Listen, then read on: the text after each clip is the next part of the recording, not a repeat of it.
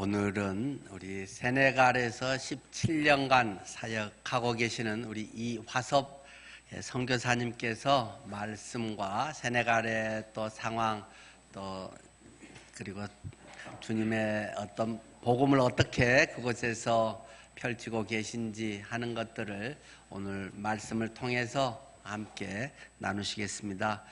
여러분들의 삶이 우리 모두가 선교적인 삶을 살아가고 있는 이때 귀한 은혜의 시간으로 주님께서 채워주시길 구합니다.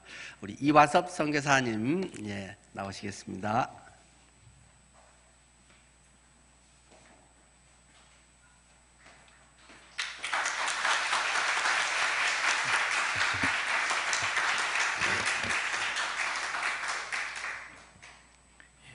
여러분 반갑습니다. 예.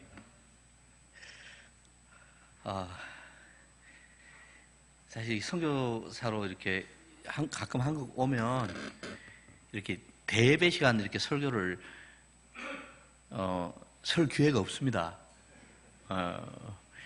그게 이제 성도님들한테도 유익이고 선교사들도 유익인데 선교사들이 이렇게 현장에 오래 있다 보면 별로 이렇게 말하는 것도 어눌하고요. 그래서 대부분 이제 이게 보고할 수 있는 이 시간을 조금씩 주세요. 교회를 방문하는데, 근데 우리 널푸른 침례교회는 이게 대예배 시간에 이렇게 시간을 주셔서 무척 이게 부담스럽습니다. 그리고 또 이제 또 놀라운 역사가 이제 아무리 이렇게 시간을 줘도 한 번 이상 안 주는데 1부 예배하고 2부 예배하니까 지금 여기서 늘 하시는 우리 목사님 존경합니다. 잠깐 하나님의 말씀을 먼저 읽고요.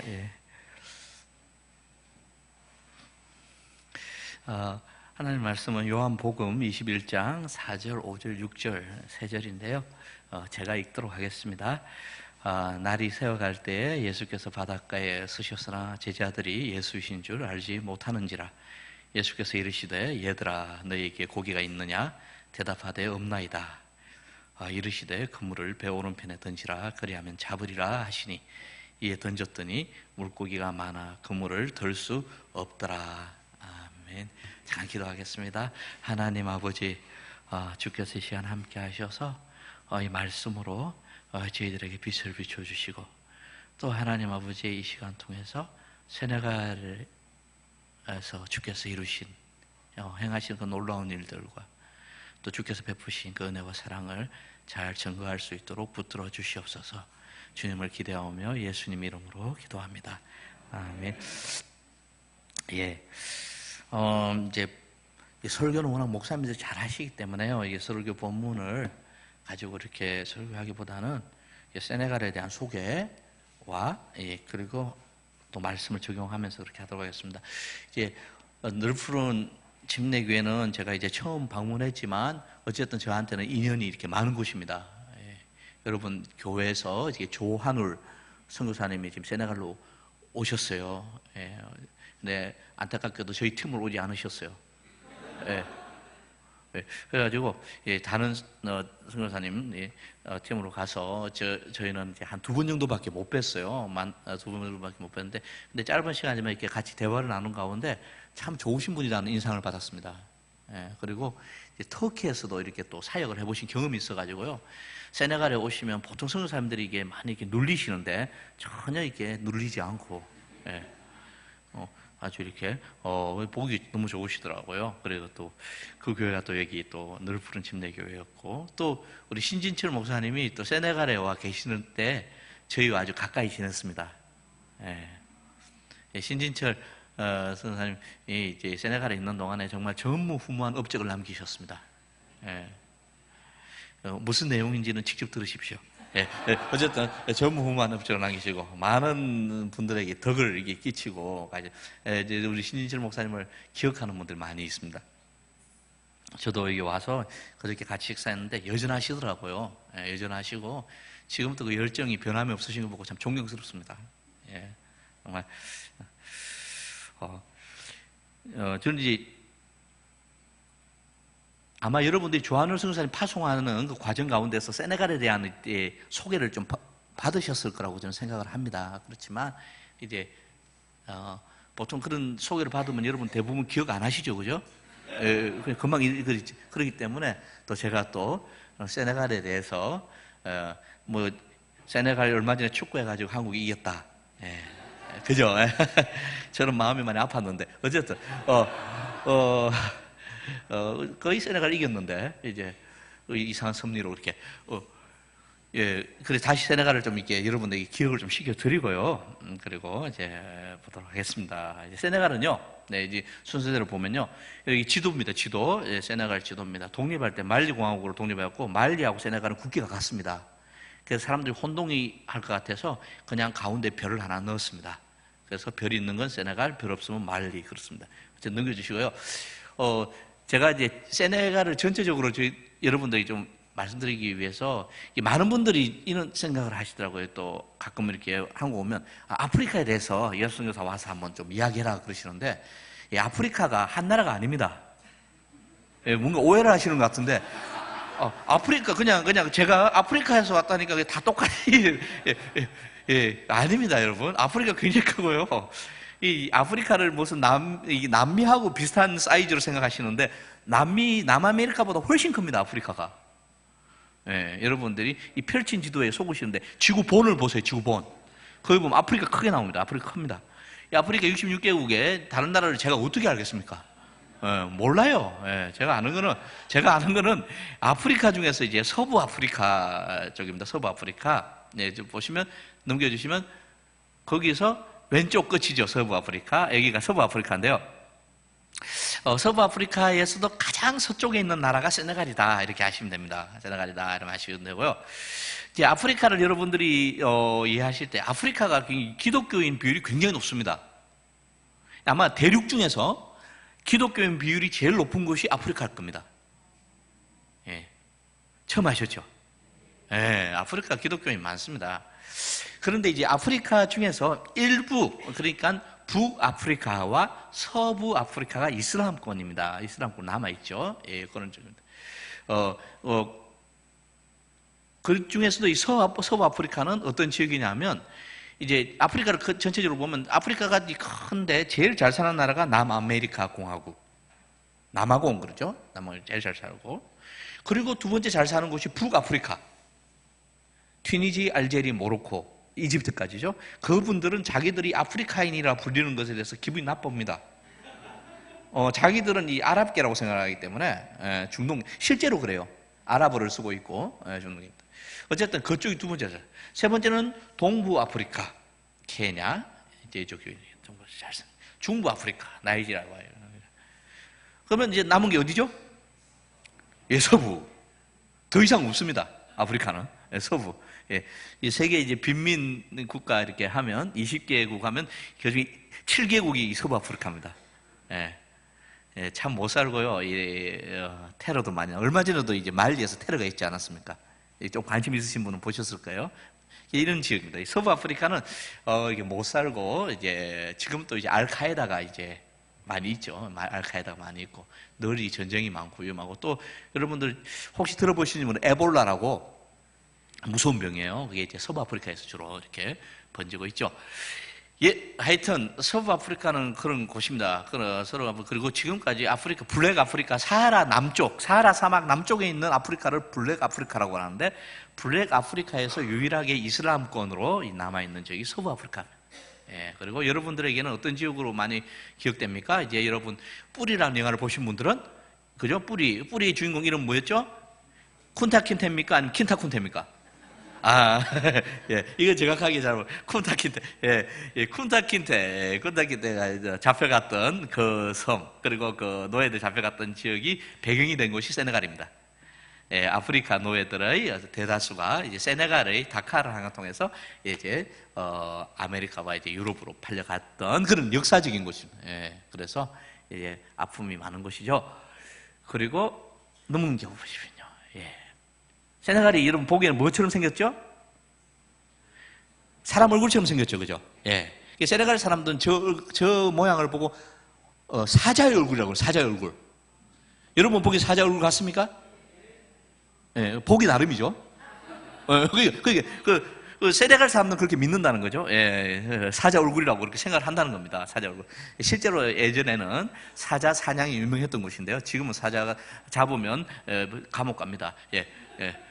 얼마 안 남아 있는 곳이에요. 세네갈이 이런 지역이고요. 쟤는 꼭 사람 얼굴 같이 생겼어요. 세네갈이.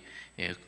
세네갈에 대해서 간단하게 이제 통계를 가지고 설명해 드릴게요. 세네갈을 그래도 조금 와닿도록 여러분. 사실은 여러분들 이런 글자가 많이 나오면 일단 재미가 없죠. 예. 제가 사진을 좀 이렇게 했는데 능력이 안 돼가지고 그냥 글자만 넣었는데, 예. 그렇지만 그 중에서 많은 통계 수치 중에서 그래도 여러분들에게 관심이 있을 만한 것만 뽑았습니다. 자, 세네갈은 인구가 1,500만입니다. 1,500만. 그런데 인구는 얼마 안 되는 건 한국 남북한 합친 것보다 큽니다. 예, 조금 더 커요. 그렇지만 인구는 1,500만 정도입니다. 그런데 이제 인구 증가율이 높아요. 이제 지금 이제 2.36% 이렇게 증가율이 높습니다. 그러면 한국은 지금 거의 마이너스죠, 그죠? 한국 그렇죠? 그런데 이제 평균 수명이 어떻게 됩니까? 남자가 60세입니다. 남자 60세, 여자가 64세. 한국 사람들하고 비교하면 몇 살 정도 몇 살밖에 못 사는 거예요. 훨씬 적게 훨씬 적게 사는 거예요, 그죠? 예, 그러니까 열악하다는 말입니다. 예, 그러니까 이런 나라에서 신진철 목사님이 계셨으니 세네갈 사람들한테 놀라운 거예요. 연로하신 분이 그런 놀라운 사역을, 예. 어쨌든 그런 곳입니다. 예. 그래, 지금 이제 실제로 이제 살기가 힘듭니다. 요즘 한국 오니까 한국도 그래도 미세먼지, 여러분 작년인가 올해인가 미세먼지 고통을 한번 겪어보셨다고 그러더라고요. 조금 대화가 되더라고요. 예. 우리는 사하라 사막에 하마탄 속에 살거든요. 예. 미세먼지 한 10배 됩니다. 예. 우리는 그렇게 살기 때문에, 그전에는 우리는 한국에 오면 너무 공기가 좋아요. 정말 좋습니다. 자동차 매연이 안 나오잖아요. 우리는 유연 휘발유를 쓰기 때문에 시커멓게 매일 맞고 사는데요. 이렇게 좋은 거죠. 그런데 한국 사람들도 이제 미세먼지 고통을 겪어보니까, 이 고통이 있을 때는 뭘 생각하시면 됩니까? 아, 고통스럽다 이렇게 생각하시지 마시고요. 이보다 더 고통스러운 곳에 사는 사람은 어떨까? 아프리카를 생각하셔서, 예, 서부 아프리카, 세네갈 생각. 어쨌든 간에 이런 것이고, 종족 분포는 이게 아프리카는 여러분, 많은 종족이 모여 살아요. 이게 특징이에요. 그래서 종족 분쟁도 많이 일어나고 하는데요. 예, 세네갈도 마찬가지인데, 세네갈은 월로프족이 37%, 플라족 26%, 세레르족 17%, 만딩카. 여러분들이 알고 있는 쿤타킨데는 만딩카입니다. 예, 만딩족, 졸라족이 있고, 소닌케족이 있습니다. 이런 것은, 이렇게 다양한 종족이 있다는 말입니다. 예, 그리고 이제 1인당 GNP가 3,500불이에요. 3,500달러. 그러니까 의외로 이게 못 사는 게 아니죠, 그죠? 예, 서부 아프리카에서 부국입니다, 부국. 그런데 이때 같은 시기에 한국이 1인당 GNP가 39,500불이었습니다. 39,500불. 그러니까 한 몇 배 차이 나죠? 이제 한 10배 차이 납니다, 10배. 그리고 실업률이 48%입니다. 저는 이 통계치를 좀 믿기 어려워요. 실업률이 48%일 리가 없습니다. 제가 생각할 때 실업률이 70%에서 80%일 거다. 예. 왜냐하면 실제로 가보면 일이 없습니다. 일이 없어요. 일이 없습니다. 일이 없습니다. 그렇기 때문에 이 사람들이 어떻게든 젊은 친구들은 목숨을 걸고 바다를 넘어서 유럽으로 배 타고 넘어가. 그러다가 물에 빠져 죽는 상황도 많고요. 이게 난민 문제. 서부 아프리카 난민의 이제 상당수 세네갈 사람이죠. 예. 이런 것입니다. 실업률이 전 세계 216위다. 예. 세계에서 가장 실업률이 높은 곳이다. 이렇게 생각하시면 돼요. 실업률은 다르게 말할 게 없습니다. 일할 곳이 없습니다. 이런 것이고, 빈곤율은 46%. 그리고요, 문맹률이 52%입니다. 예. 글자를 못 읽는 사람이 52% 됩니다. 예. 이게 이제, 그 정도 되니까, 통계치로만 말하니까 좀 여러분이 좀 와닿지 않은데요. 그래도 여러분들, 세네갈이 한국하고 비교했을 때 어떻다 하는 걸 좀 감이 잡히십니까? 예. 근데 이제 그런 거는 잊으셔도 되는데요. 중요한 건 다음입니다. 왜냐하면 사실 제가 여기서 선 이유는 이런 세네갈이 어떤 나라다 이런 하는 것을 설명하고자 함이 아니라 세네갈이 영적으로 어떤 상황이냐 하는 것이죠. 예. 그리고 여러분들이 파송하신 그 조한울 선교사가 거기서 선교 사역을 할 텐데 어떤 상황이 있느냐 하는 것이죠. 자, 세네갈의 영적 상황이 중요한데요. 자, 이제는 잠을 깨시고 정신 똑바로 차리고 들을 때 무슬림이 96%입니다. 96%. 기독교 몇 프로 나옵니까? 4.1% 나오죠. 그러면 100%예요. 그죠? 그럼 대부분이 가톨릭이라 나옵니다. 이게 사실 제가 CIA에서 나온 최근 자료를 이용한 겁니다. 한 건데요. 사실 몇 년 전만 해도 개신교 비율이 잡혔습니다. 개신교 비율을 0.2%라고 그랬습니다. 그런데 지금은 최근 몇 년 사이에는 개신교 비율을 잡지 않습니다. 왜요? 통계상으로 이게 의미가 없기 때문에 그렇습니다. 제가 대략 추측할 때 0.1% 미만입니다. 0.1%가 될 수가 없습니다. 0.1%가 된다면 15,000명이 개신교인이어야 되는데 그만큼 없습니다. 그만큼 안 되기 때문에 0.1%가 안 됩니다. 그리고 이제 인구가 증가하잖아요. 무슬림들이 애를 많이 낳잖아요. 그죠? 인구가 증가하면 증가할수록 무슨 비율이 높아지겠습니까? 무슬림 비율이 높아지는 거예요, 실제로요. 그래서 지금 무슬림 비율이 제가 선교사로 가 있는 동안에도 더 올라갔습니다. 이하섭 선교사가 거기 가면 기독교 비율이 올라가야 되는데 무슬림 비율이 올라갔습니다. 안타깝습니다. 어쨌든 간에 이제 제가 이제 저를 이게 두고 이야기를 했지만 이게 그곳에 있는 선교사들 입장에서는 굉장히 안타까운 이야기예요. 선교사들이 많지만 이게 여전히 무슬림들의 비율이 올라가고 기독교인이 줄어들고 있다. 기독교인의 절대 숫자는 줄어들지 않지만 인구가 늘어나는 만큼 그만큼 기독교가 성장하지 않기 때문에 전체적으로 준다. 자, 그런데 이 세네갈은 여러분 몇 가지는 꼭 잊지 말고 기억해 주십시오. 세네갈은 블랙 아프리카에서 최초로 이슬람화된 국가입니다. 그러므로 블랙 아프리카의 이슬람은 어디를 통해서 전파가 됐겠습니까? 세네갈입니다. 이거 저만의 주장이 아니라는 것을 확인했습니다. 이 남아공에서 이번에 그 전략회의를 했는데 남아공의 선교사가 아프리카 이슬람을 조사를 하면서 거기에 나오더라고요. 아프리카의 이슬람이 어디서 시작됐냐? 서부 아프리카에서 시작됐습니다. 거기서 시작돼가지고 이쪽이 그러므로 지금까지도 이 세네갈은 아프리카의 이슬람의 원조라고 하는 자부심이 굉장히 강합니다. 원조이고요. 물론 이슬람 중에서도 이거는 신비주의 계열, 이게 정통 이슬람에서 바라볼 때는 이게 사이비입니다. 그래서 우리 같은 이 기독교인 선교사만 많이 있는 게 아니라 이슬람 선교사도 많이 들어가 있습니다. 어쨌든 간에.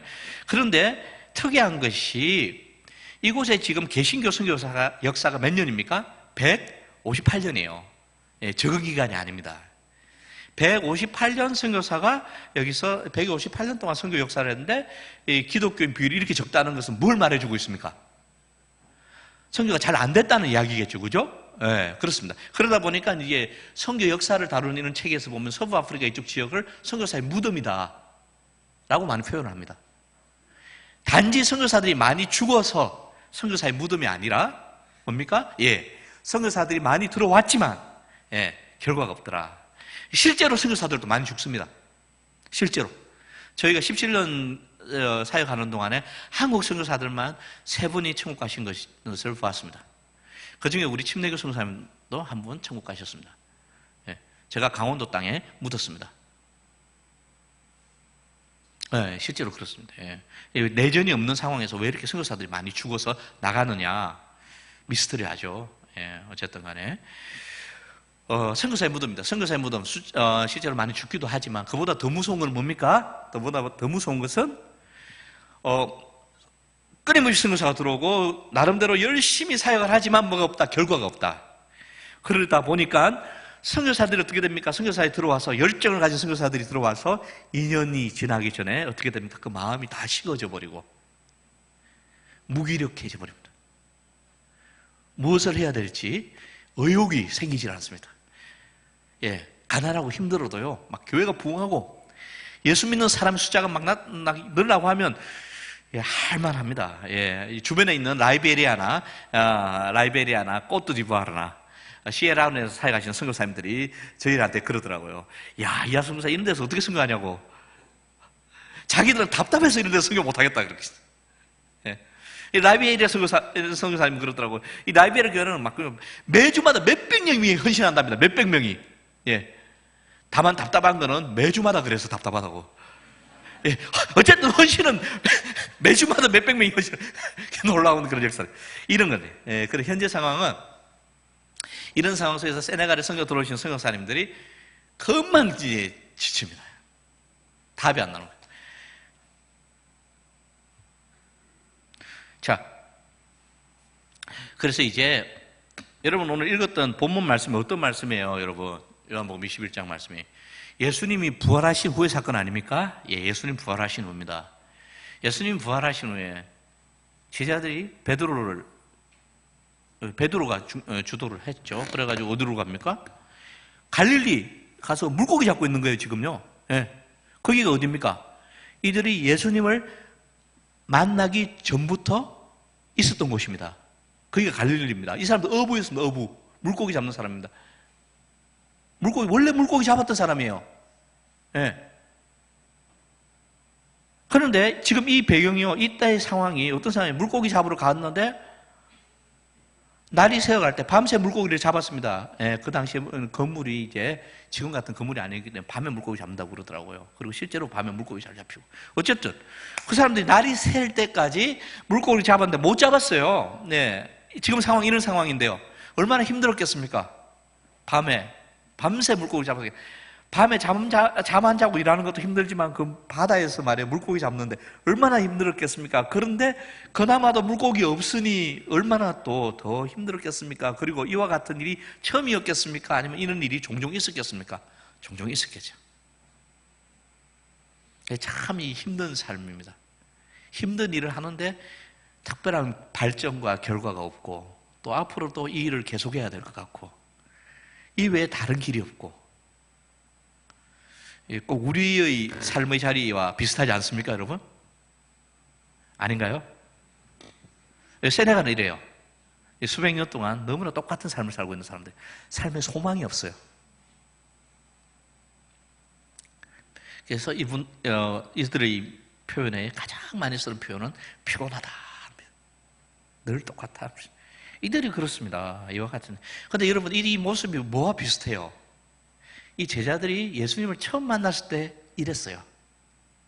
예수님 처음 만났을 때 이 사람들 모습이 이랬다니까요. 그게 누가복음 5장에 똑같이 나와요. 뭐라고 나오냐면요, 제가 빨리 읽어드릴게요.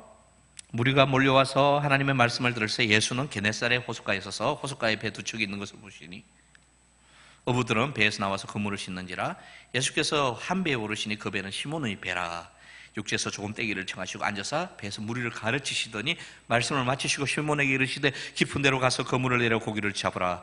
시몬이 대답하여 이르되 선생님, 우리들이 밤이 새도록 수고하였을 때 잡은 것이 없지만은 말씀에 의지하여 내가 그물을 내리리다 하고, 그렇게 하니 고기를 잡은 것이 심이 많아 그물이 찢어지는지라. 아멘. 지금 요한복음 21장하고 굉장히 비슷하죠. 같은 바다 아닙니까? 그죠? 밤새 똑같아요. 베드로는 이런 삶을 살았던 사람, 원래 그랬던 사람인 거예요. 그때도 힘들게 밤새 고생을 했는데 잡은 것은 없고, 정말 답답한, 소망 없는, 길이 안 보이는 이러한 삶을 언제까지 살아야 할지 하는 답이 안 나오는 그와 같은 상황입니다. 그런데 물고기를 많이 잡히는 날도 있었겠죠. 기분 좋은 날도 왜 없었겠습니까? 그런데 물고기 한 마리 못 잡는 날도 있는 거예요. 그죠? 우리 삶이 이렇지 않습니까? 항상 힘들지만은 않지만 힘든 날도 있지 않습니까? 한 번이 아니죠. 그죠? 힘든 날이 가끔 있어요. 답답하죠. 힘들죠. 많이 힘듭니다. 이럴 때 여기에 누가 찾아오신 거예요? 예수님이 찾아오셨어요. 예수님이 찾아오신 겁니다. 예수님이 찾아오셨는데 예수님이 이 베드로의 상식을 뒤엎는 말씀을 하셨어요. 뭐라고 말씀하시죠? 깊은 데로 가가지고 그물을 내려라 한 거예요. 어부 생활 몇십 년 동안. 이거는 이런 일은 있을 수 없는 이야기예요. 예. 물고기가 잡힐 리가 없어요. 해 뜨고 나서 깊은 데 가가지고 뭐 그물을 던지는 그런 어부는 처음 물고기를 잡는 사람이나 그렇게 하지, 이렇게 경험 많은 베드로한테는 상식 밖의 이야기입니다. 말도 안 되는 소리예요. 예? 물고기 잡는 자기가, 예? 선수인데, 그죠? 자기가 선수인데 예수님 와. 근데 문제는 뭐였어요? 문제는 이 예수님이란 분이, 그분의 말씀과 그분의 모습이 특별했습니다. 범상치 않았던 거예요. 베드로가 보기에도. 주변에 몰려서 그분의 말씀을 듣는 사람들을 봐도 그렇고, 실제로 자기가 들어봐도 예수님이 범상치 않습니다. 그러니까 예수님이 뭐라고 말씀하신 거예요? 가서 깊은 데 가서 그물을 던지라고 하니까 베드로가 어떻게 한 겁니까? 일탈한 겁니다. 일탈.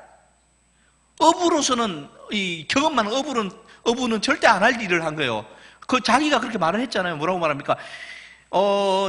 우리들이 밤이 새도록 수고하였지만 잡은 것이 없지만은, 이 베드로예요.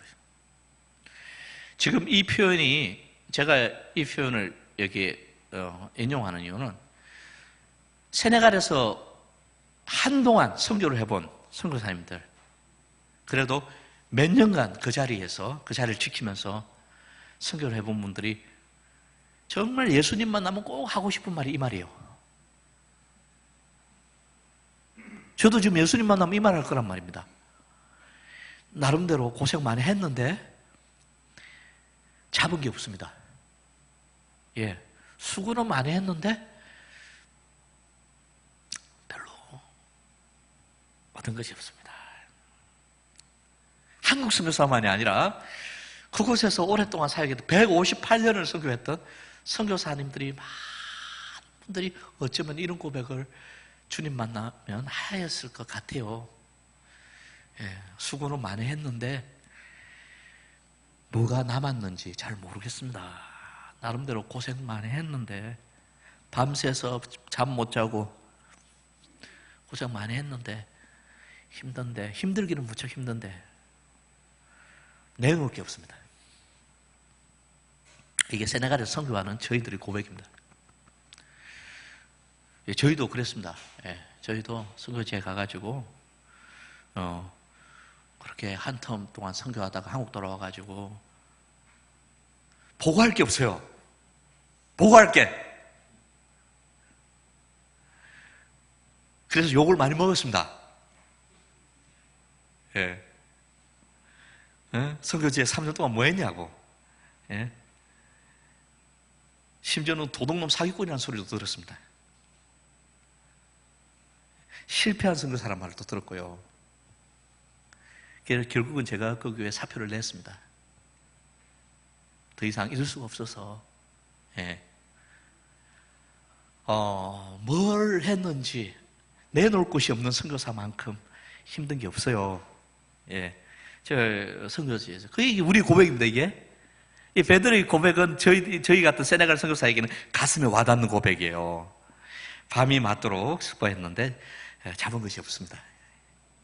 고생했는데. 그런데 예수님이 뭐라고 말씀하세요? 가서, 깊은 데 가서 그물 던져라. 상식을 초월한 말씀이죠. 자기의 경험을 봤어도 아무도 이렇게 안 합니다. 그런데 예수님이 워낙 특별하니까 그 말씀, 예수님이 말씀하시니까, 예, 그렇죠? 당신이 말씀하시니까 내가 해보겠습니다 한 겁니다. 예수님이 말씀하시니까 그대로 해본 겁니다. 그런데 무슨 일이 일어났습니까? 이거는 기적이 일어난 겁니다. 기적이. 배가 가라앉을 만큼 물고기가 많이 잡혔다는 겁니다. 가끔씩 물고기 많이 잡힐 때도 있었지만 이렇게 많이 잡힌 적이 없었던 거예요. 그것도 한낮에. 이것은 저 예수라고 하는 분이 이 기적을 일으키셨다 외에는 답이 안 나오는 겁니다. 이는 예수님 말씀하셨으니까 그 일이 일어나는 겁니다. 할렐루야. 그렇죠, 그죠? 예, 우리가 왜 세네갈 갔겠습니까? 예, 예수님 만나서 그렇게 된 겁니다. 예수님 만나가지고 그렇게 된 거예요. 이것이 기뻐할 일인지 원망할 일인지 어쨌든 간에 이거 저희들 입장에서는 기쁜 일인데요. 이게 예수님 만나고 예수님 너무 특별한 거예요. 내 예수님이. 그러니까 그 후에 예수님 뭐라고 말씀하십니까? 베드로한테. 야, 나를 따라오너라. 너가 이제부터는 사람을 낚으리라 그러시잖아요. 그러니까 베드로가 그 특별함 앞에 모든 걸 내려놓고 그냥 쫓아가지 않습니까? 이 물고기 많이 잡힌 것은 그 후에 베드로가 경험했던 경험에 비하면 아무것도 아닙니다. 그렇지 않습니까, 여러분? 예. 베드로는 무리를 걸어봤습니다. 여러분, 무리를 걸어보신 분 계세요? 여러분, 왜 못 걷습니까? 베드로 그런데. 예?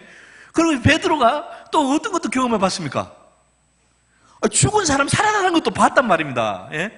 수많은 병자가 고침받고 귀신 쫓아내는 거, 이것은 별일도 아닌 거예요. 예수님 쫓아다니면서. 예. 그냥 물고기 5마리, 물고기 2마리, 예.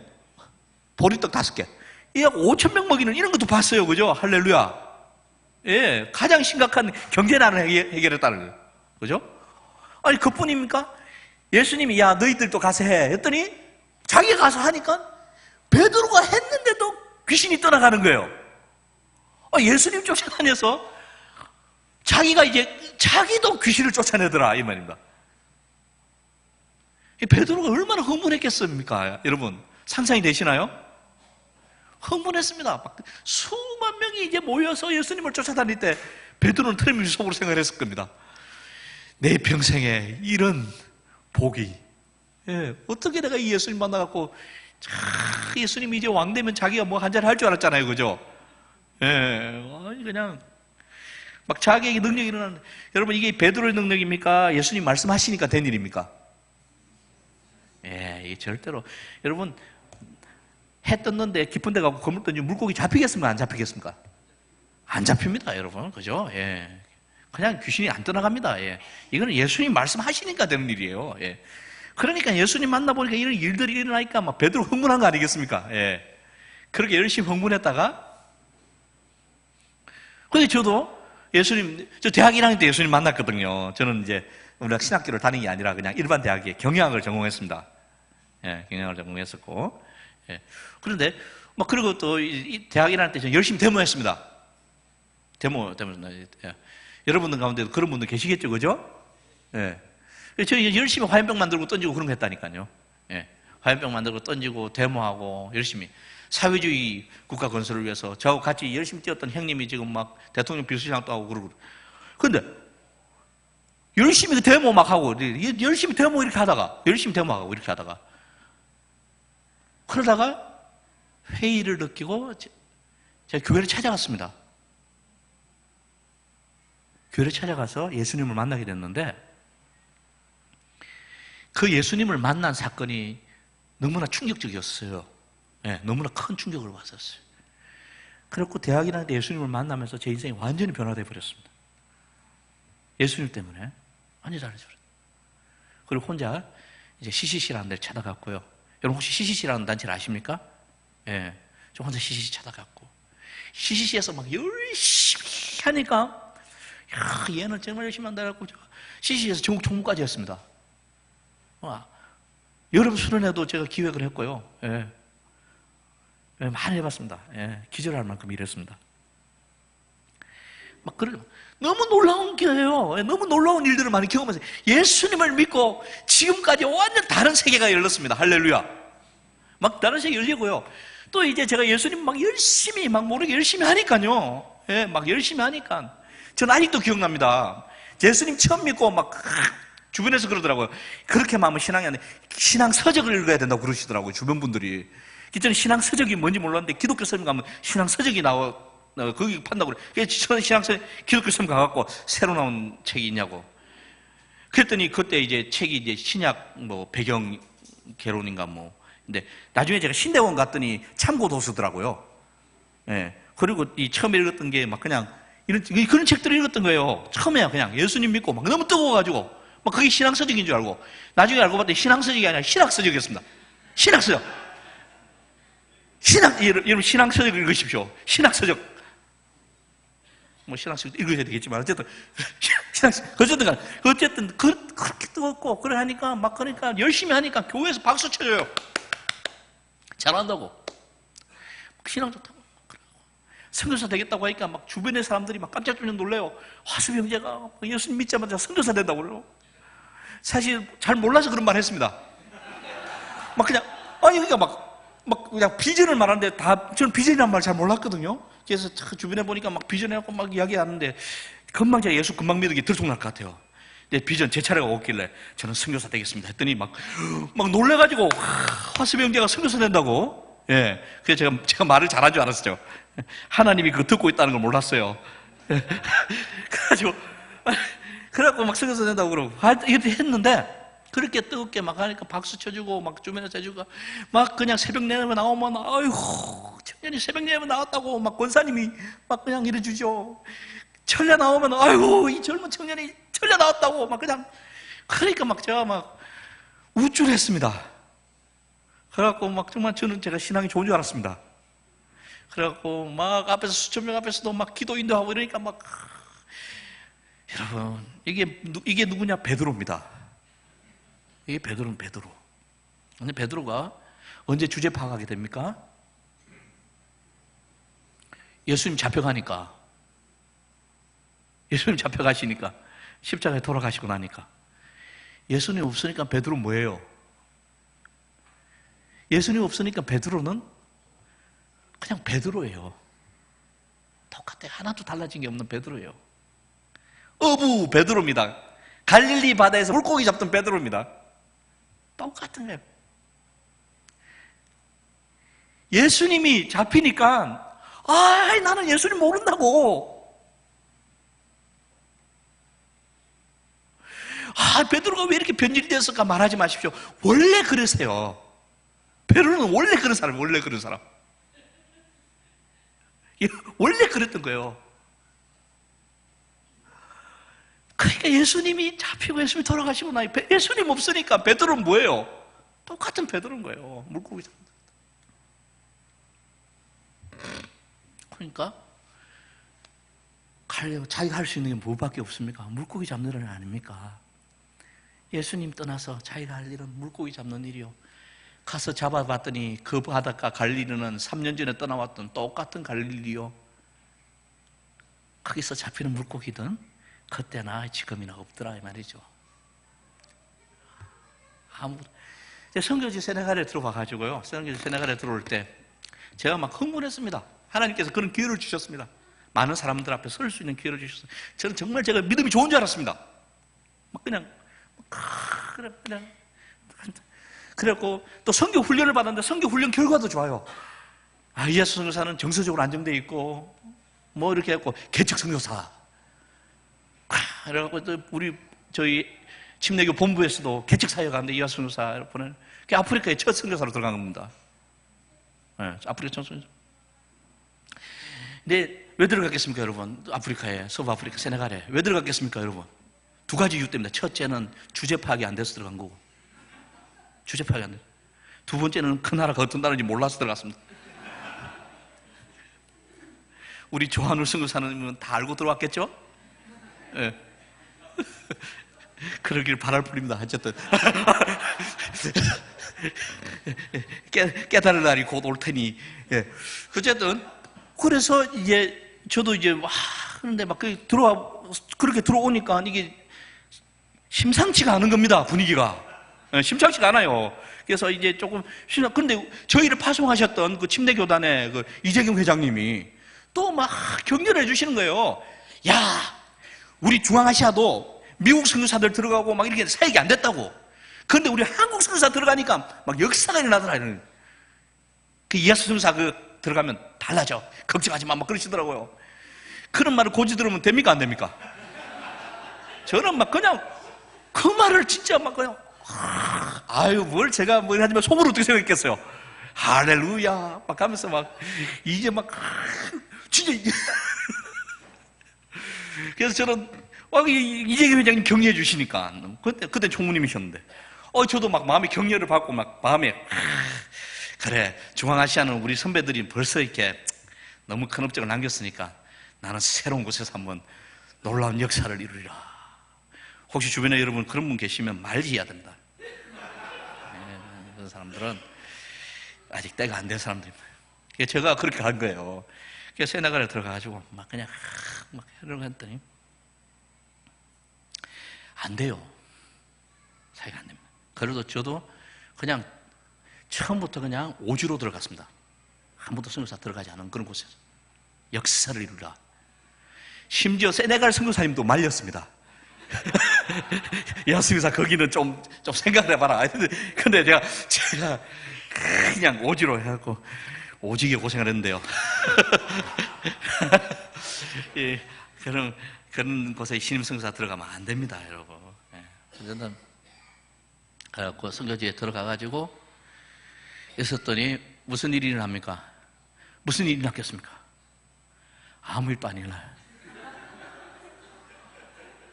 아무 일도 안 일어나. 제가 좀 이게 언어가 좀 좀 더뎌요. 제가 언어가 더딥니다. 예, 언어가 더딘데요. 제가 진짜 언어만 잘했으면 저는 진짜 서울대 갔을 겁니다. 언어가 안 돼요. 제가 언어가 잘 안 됩니다. 언어가 안 되는데 언어가 좀 떨어지는데 역시나 지금 17년째 세네갈에 있는데 불어가 안 됩니다. 이게 선교사가 됐을 때 이 놀라운 역사가 일어날 줄 알았어요. 저는 아니 중앙아시아의 모 선교사님 그러시더라고요. 자기는 언어가 안 되는데 걱정하지 말라고 자기도 언어가 안 됐는데 막 기도를 했더니 하나님께서 언어를 열어주셔갖고 막 카자흐스탄어가 한국말처럼 들리더라 그러시더라고요. 제가 지금 이거 17년째 기도하고 있어요. 17년을 기도했는데도 불어는 불어입니다. 안 들려요, 안 들려요. 어떻게 그것도 불어만 해갖고 안 됩니다. 또 종족말을 해야죠. 또 그러니까 제가 언어를 못하는 선교사인데, 그리고 여러분 잘 모르지만 저는 왼쪽 귀에 보청기를 끼고 있어요. 군대에서 이게 무전명하다가 귀가 이렇게, 그러니까 이 언어도 안 되는 사람이 귀도 어둡죠. 이런 사람이 그러니까 빵점 선교사로서 이런 사람이 가서 근데 막 그냥 그런데 가면 하나님이 기적을 일으키셔서 막 안 들리는 귀가 열리고 불어가 한국말처럼 들리고 그럴 줄 알았다니까요. 안 되더라고요. 역시 은혜의 진보가 느리고, 그나마 영어도 안 되고, 그나마 한국말도 안 되고. 이게 그런 곳에 또 무슬림들만 사는 그런 곳에 서 있다 보니까요. 오지에 있다 보니까 진짜 저는 그런 고백을 많이 했어요. 내가 여기서 죽은들 누가 알리? 내가 여기서 죽은들 누가 알리? 누가 알겠나? 했습니다. 제가 깨달았습니다. 수천 명 앞에서 눈물 흘리는 게 차라리 쉽구나. 막 열광해주는 가운데서 목숨을 바치는 모습을 보이는 건 차라리 쉽구나. 아무도 안 봐줄 때, 아무도 듣는 자 없을 때 찬양하는 것이 어렵다는 걸 알았습니다. 아무도 들어주는 사람 없을 때 새벽을 지킨다는 것은 어렵습니다. 여러분, 그게 저는 어려웠습니다. 여러분들은 그렇지 않으시겠죠. 가서 보니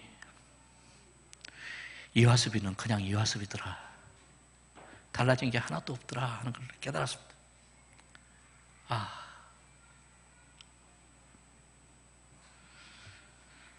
그랬더니요, 보여드릴게요. 우리 사역. 그래가지고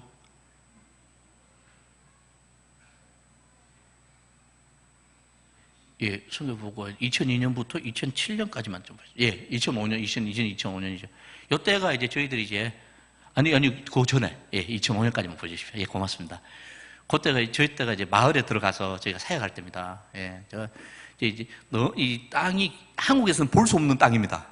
폭탄 맞은 땅입니다. 차가 이렇게. 그래갖고 이제 차를 한번 굴렸습니다. 할렐루야. 차가 두 바퀴 굴렀는데 우리 가족이 다 살았습니다. 저 길에서 차가 굴러서 천국 가신 선교사님이 여러 분 계십니다. 그런 길을 제가 이렇게 경험 미숙이죠. 그런 길에서는 어떻게 운전해야 되는지를 저는 한국에서 배운 적이 없어요. 이런 길들 다니는 차도 그러고 그렇게 오지에서 우리 가족의 일거수일투족을 아침부터 저녁까지 사람들이 다 그만 쳐다보고 있어요. 어떻게 할 수가 없어요. 제가 그때 사역하는 동안 길을 못 찾았어요. 이렇게 좀 복음에 관심을 가지고 싶어도 이 사람이 표현을 할 수가 없어요. 모든 마을 사람들 다 쳐다보고 있어요. 이 완전 이슬람 마을이에요. 시적설. 지금 저기 보면 형제 하나가 이제 저하고 같이 성경 공부를 했는데, 저 형제가 유일하게 그때 예수님을 만난 형제입니다. 지금도 만납니다. 예수님이 그 속에 있는데도 아직까지 주님께로 나오질 못합니다. 그 속에 있습니다. 무슬림 사역하시는 분들은 이게 무슨 말인지 이해가 됩니다. 그 속에 있지만 자기 가족과 자기가 가진 모든 관계에서 떠나지를 못하는 겁니다. 아직도 저를 만납니다. 이해를 합니다, 저는. 그 속에 있습니다. 저런 사역을 하고 사역을 할 때인데, 저렇게 하고 나중에는 이제 몸이 너무 안 좋아졌죠. 너무 안 좋아졌고, 또 제 아내 윤경현 선교사가 마지막 막내를 이제 안에 커서 유산하는 바람에 저희가 땅에 묻었습니다. 예. 제가 핏덩어리를 받아가지고 저희 사는 땅에 묻고, 그리고 이제 몸이 너무 심각하게 안 좋아지니까 본부에서 들어오라고 그러더라고요. 더 이상 하다가는 위험하다. 그래서 들어와서, 그래서 결국 들어왔고, 그렇게 들어왔다가 제가 제 파송교회 사표를 낼 수밖에 없는 그런 상황까지 갔습니다. 그 당시에 진짜 제가 저를 향해서 열광해줬던 모든 사람들로부터 외면을 당했습니다.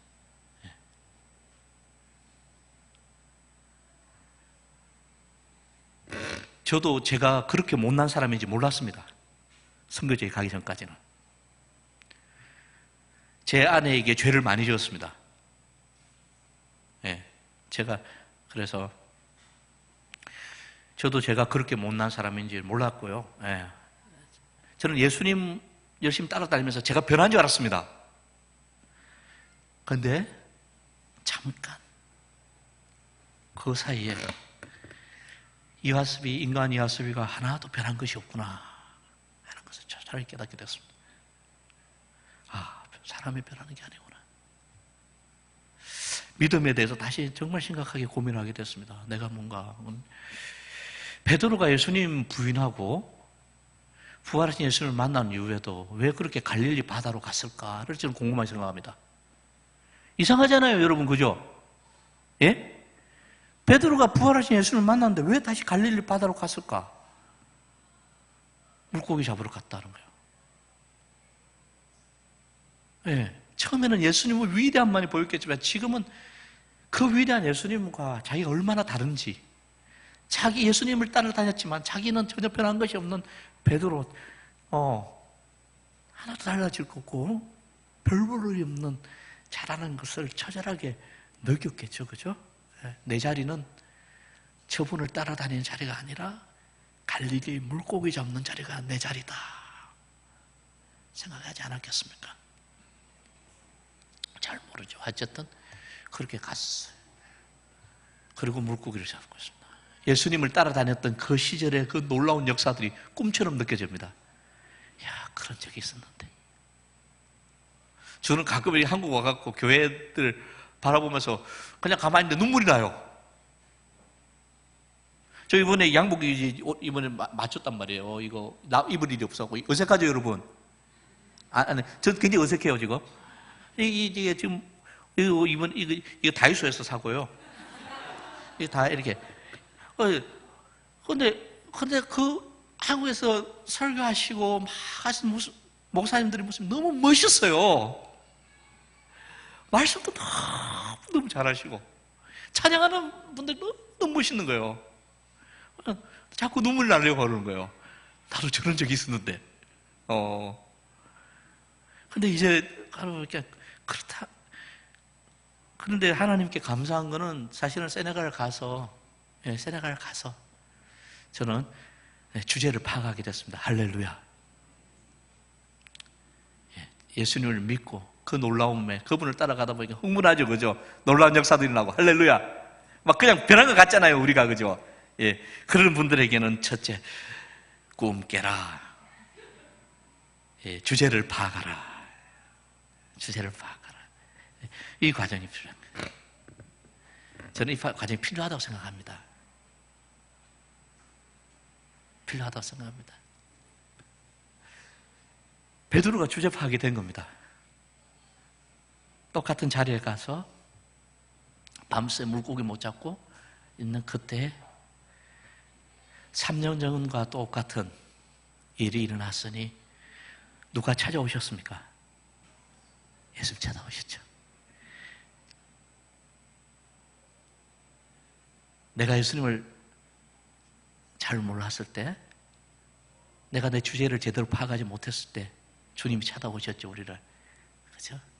그 예수님 따라 열심히 해봤는데, 그래서 막 예수님 믿고 내가 굉장히 달라진 사람 같았는데, 어느 날 하나도 안 달라진 것을 깨달은 날이 있으셨죠. 그죠? 그래서 내가 이것밖에 안 된다 하는 어떤 회의가 그런 거죠. 예. 예수님을 따라서 흥분했던 그런 거 다 하시고 자기 모습이 보이고 예수님 없는 나는 아무것도 아니라는 거. 그죠? 달라지지 않는다. 내가 달라지. 저는 제가 좀 달라진 줄 알았더니 안 달라지는 거예요. 제가 이제 이렇게 생각하는 것은 내가 달라지는 게 아니구나. 내가 주님을 믿는 그 믿음이 달라지는구나. 믿음이 달라지는구나. 내가 그 주님을 믿는 믿음이 어떻게 달라지냐 하니까 많이 간절해졌죠.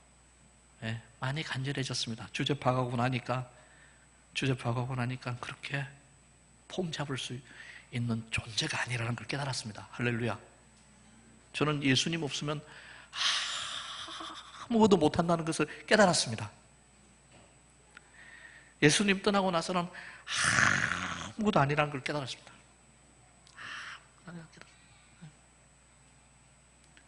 예수님 찾아오시는 거죠. 또 그 자리에. 또 예수님 또 찾아오셔요. 그리고 찾아오셔요. 처음에 베드로가 예수님을 쫓았던 것은 뭐 때문입니까? 그 놀라움, 특별함을 쫓았죠. 그죠? 두 번째 베드로가 주님을 만날 때는 무엇만이 베드로를 붙들고 계십니까?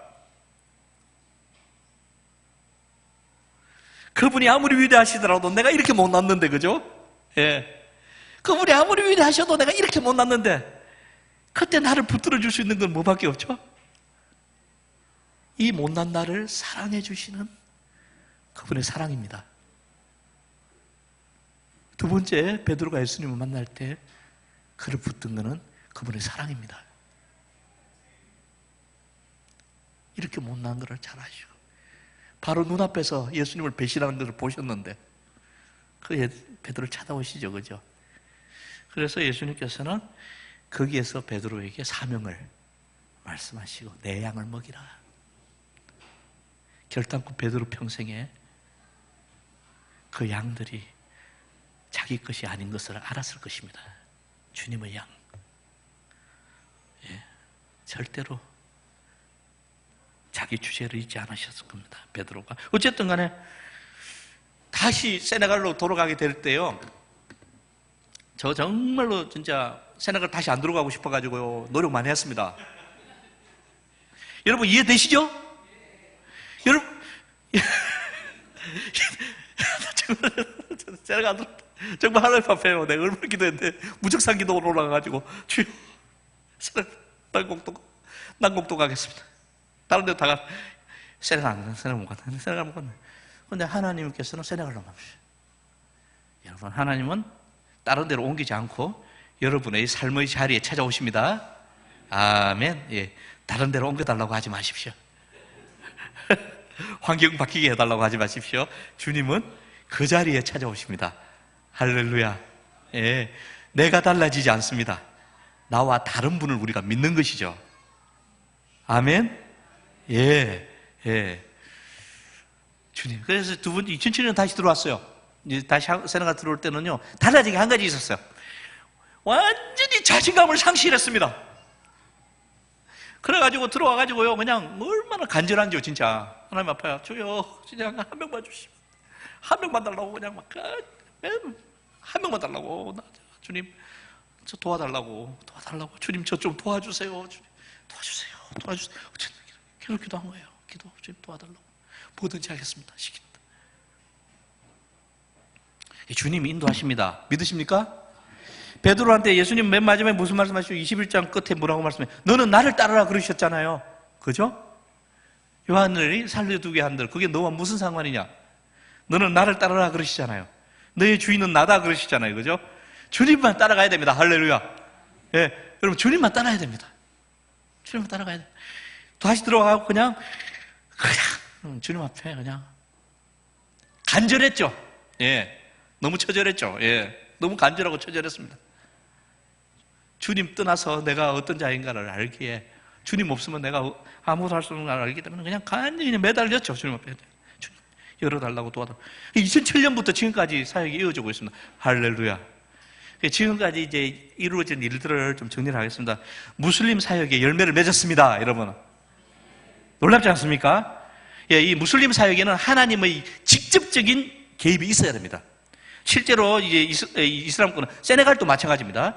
여기 그 무슬림들을 전도할 때는 하나님께서 꿈으로, 환상으로 굉장히 많이 역사하십니다.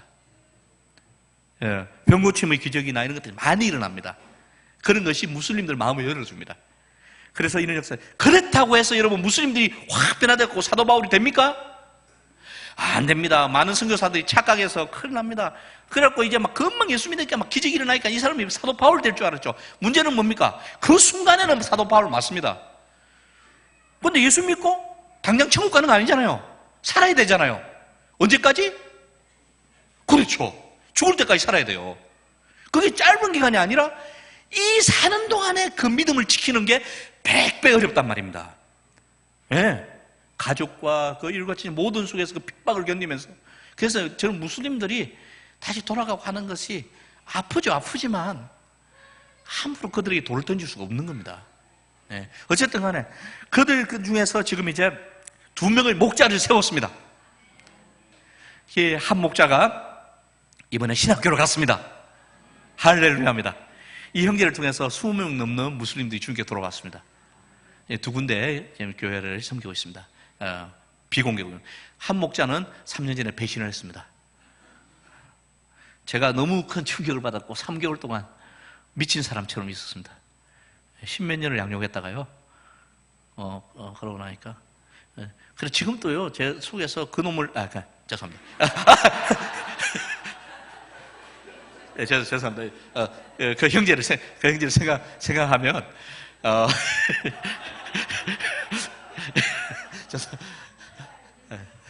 죄송합니다. 그 형제를 생각하면 이 감정이 컨트롤.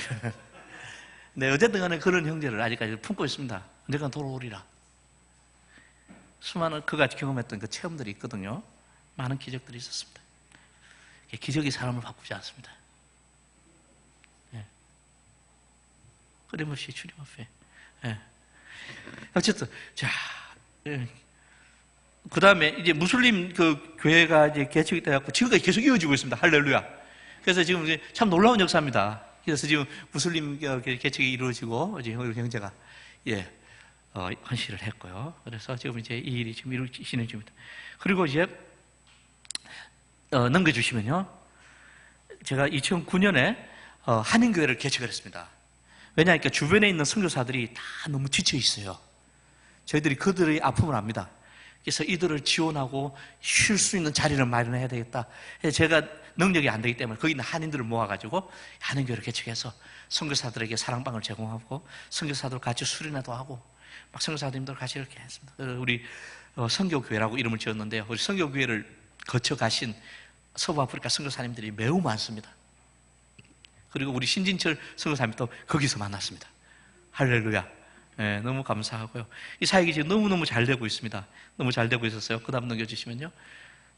그 사역을 통해서 저희들이 시골 지역교회들, 시골교회들, 여러분 0.1% 예하라고 했지만 있습니까? 없습니까?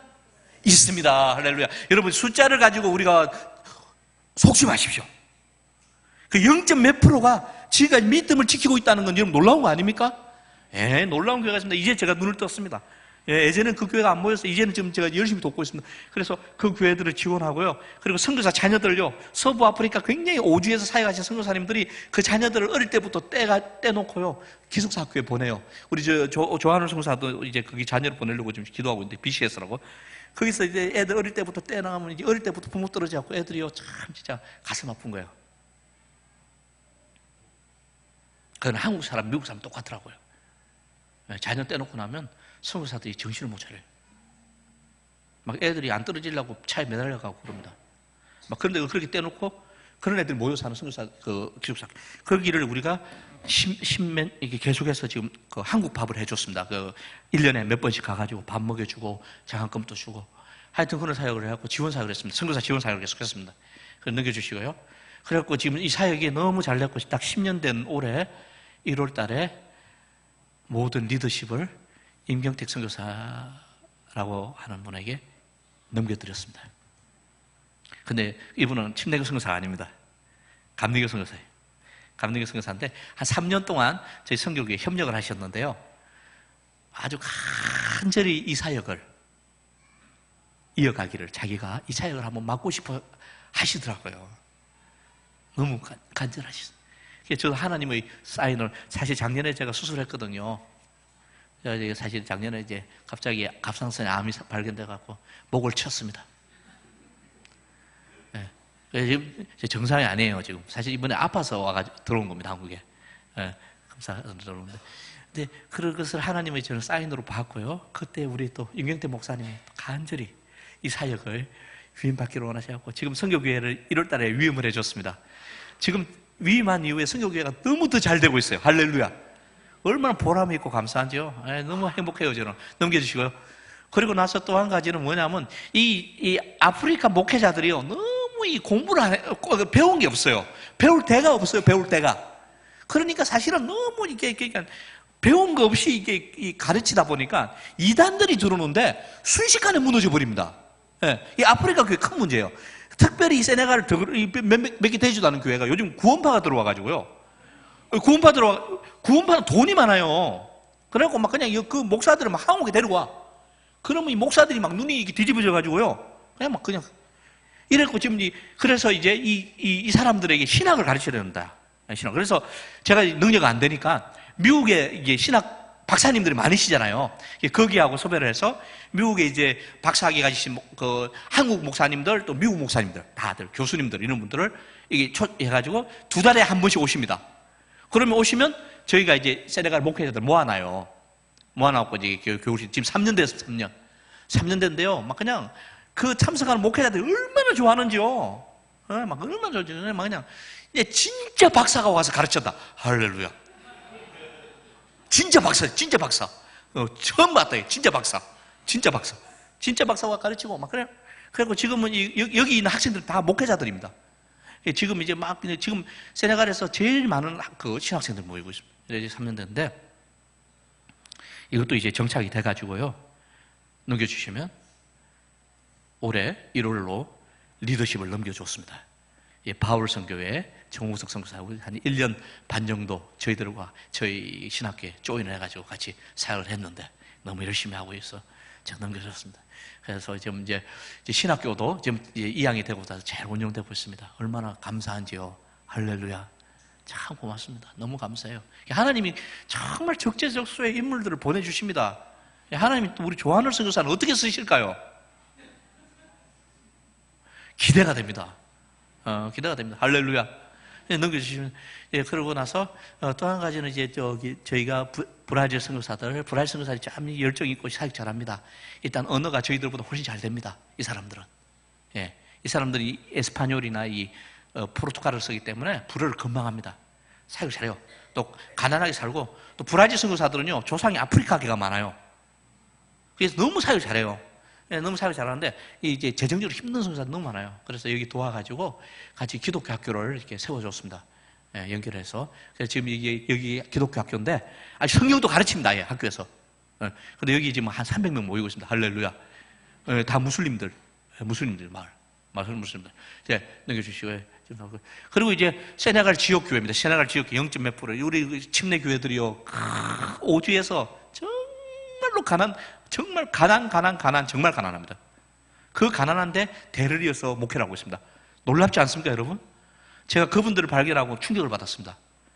이런데, 그냥 월급 그런 거 없습니다, 목사님들이. 없어요, 그런 거 없어요. 다 뭐하고 농사 짓고, 양치고 소치고 그러고 계세요. 다 그러고. 근데 그게 그런 교회가 몇십 년 된 거예요. 그게 너무 놀라운 거예요. 거기에다가 이제 우물 파주기. 우물 파주면 농사 지을 수. 그래서 우물을 이제 여러 군데 파줬고요. 또 이제 목사님들이 이 교회를 한 목사님 보통 너댓 개씩 이렇게 섬기고 계세요. 목회자가 없으니까. 그래서 걸어 다니시는 거예요. 그러니까 교회가 매주일 예배를 드릴 수가 없어요. 이번 주는 이 교회, 저 교회 예배 드리고, 다음 주는 요 교회, 이렇게. 그래가지고 오토바이를 사줬습니다. 오토바이 이제 지원해갖고, 오토바이 해가지고 이렇게 할 수 있도록 격려를 해줬고요. 넘겨주시면 또, 넘겨주십시오.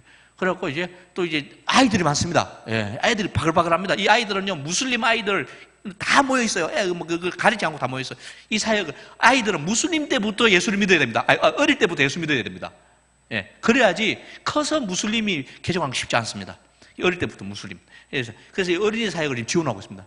어린이 사역을 지원해갖고 지금 어린이 사역을 지금 계속 사역을 지원하고 있고요. 예, 이런 사역들은 다 지역 교회들과 같이 하고 있는 겁니다.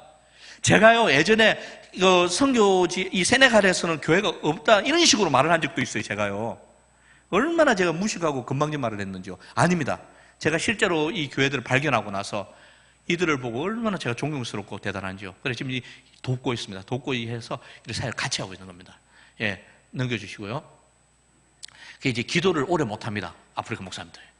그래서 우리 한국 교회는 이제 우리는 기도를 오래 하잖아요. 여러분 안 그러십니까? 우리는 기도를 오래 해요. 그래갖고 이제 한국에서 이제 느헤미야 기도회라는 이 프로그램 가져와가지고 저희가 불어로 번역했습니다. 저희로 불어 번역해갖고 이걸 해갖고 이 현지 목회자를 모아가지고 이제 몇 년째 이렇게 느헤미야 기도회 나중에 반응이 너무 좋습니다. 자기 평생에 이렇게 길게 기도해 본 적이 처음이에요. 그냥 하루에 12시간씩 그렇게 기도회를 하고 있고 지금 이제 지역교회에서 자발적으로 자체적으로 하고 있습니다. 넘겨주시고요. 그 다음에 이제 문맹률이 너무 높아갖고 전도지가 나눠주는 게 됩니까? 안 됩니까? 안 됩니다. 예. 전도지 줘봤자 읽지를 못합니다. 예, 되질 않아요. 그래서 이제 여기서는 이제 이야기 전도. 옛날 이야기 하듯이 전도. 그래갖고 한국에서 강사 초청해갖고 이야기 전도 이렇게 세미나를 했는데 이것도 지금 반응이 너무 좋습니다. 지금 3차 지금 하고 있는데 이 현지 목회자들끼리 지금 자체적으로 이 세미나를 지금 막 개최하고 있어요. 자기들끼리 너무 잘 되고 있어요. 그 다음에 넘겨주시고요.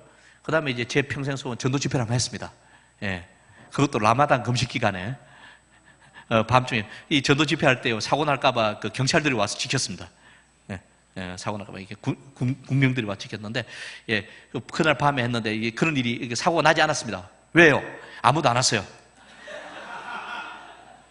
사고 안 났어요. 예. 불빛 비쳤는데 아무도 안 왔어요. 예. 아무도 안 왔어요. 예. 그럴 줄 알았지만 즉시 아무도 안 왔어요. 그 놀라운 건 어쨌든 간에 우리가 했단 말입니다. 이렇게 막 그냥 전도 집회하고 했는데 결과적으로 그때 이 불빛이 비치는 곳에서는 아무도 안 온 건 맞아요.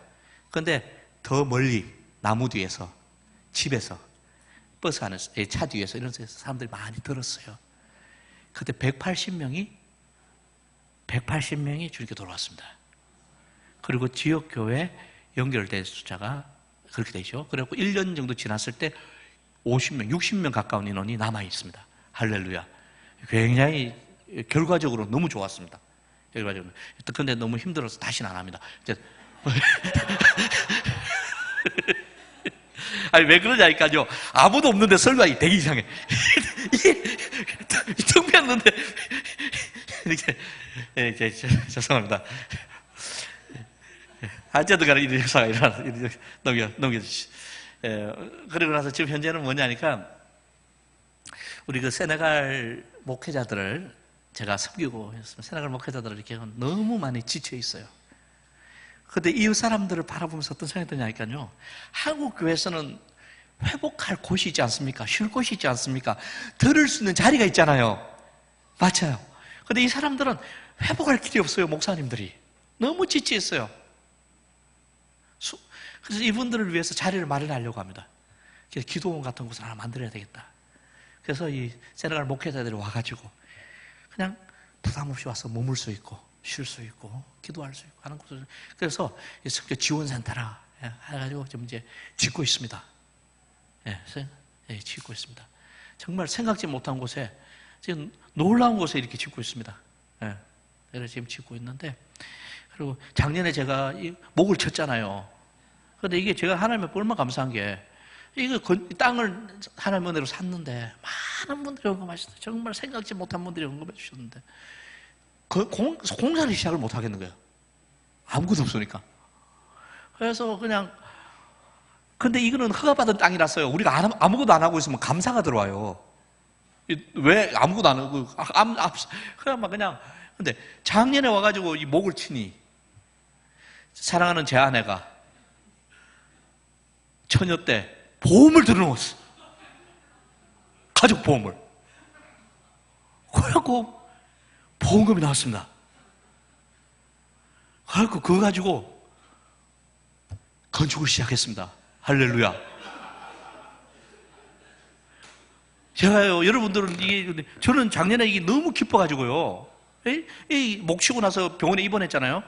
병원에 입원해 있는데 생각할수록 너무 기쁜 거예요. 제 마음이.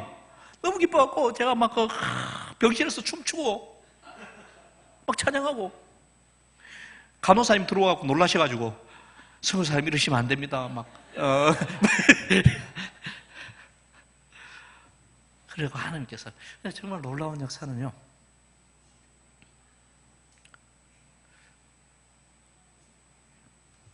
마치겠습니다. 마치는데 기도할 때요. 예.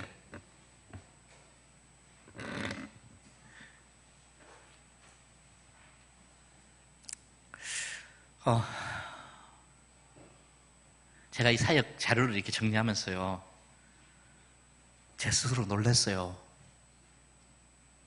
이렇게 많은 일이 일어났구나.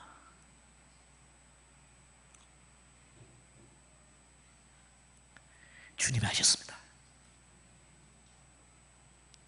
저는 저를 압니다. 제가 그걸 할 만한 사람이 안 돼요. 능력이 안 됩니다. 할 수가 없어요. 이런 아이디어가 없었어요. 이런 적이 없었어요. 주님이 해주셨습니다. 할렐루야. 주님은 그렇게 해주셨어요. 주님 따라가는 것도 힘들어요.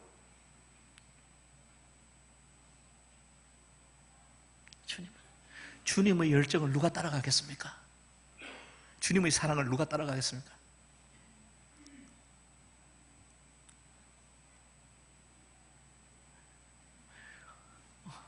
기도해 주실 때 우리 조한울 선교사 가정을 위해서 기도해 주십시오. 저는 이분들이 앞으로 겪어야 할 그 시간들을 생각해 봅니다. 하나님 잘 견디게 해주시고, 정말 하나님께서 이루시고자 하는 그 일이 이루어질 때까지 그 자리를 지키게 하여 주시옵소서. 저를 위해서 기도해 주십시오. 하나님, 이하섭 선교사, 윤경 선교사가 끝까지 잘 따라가게 해 주십시오. 그리고 이렇게 기도해 주십시오. 아버지, 세네갈을 향하신 아버지의 뜻이 이루어지기를 원합니다. 세네갈에 주님의 양들을 더 많이 일어나게 하여 주시옵소서. 그렇게 함께 한번 기도해 주십시오. 같이 기도하겠습니다.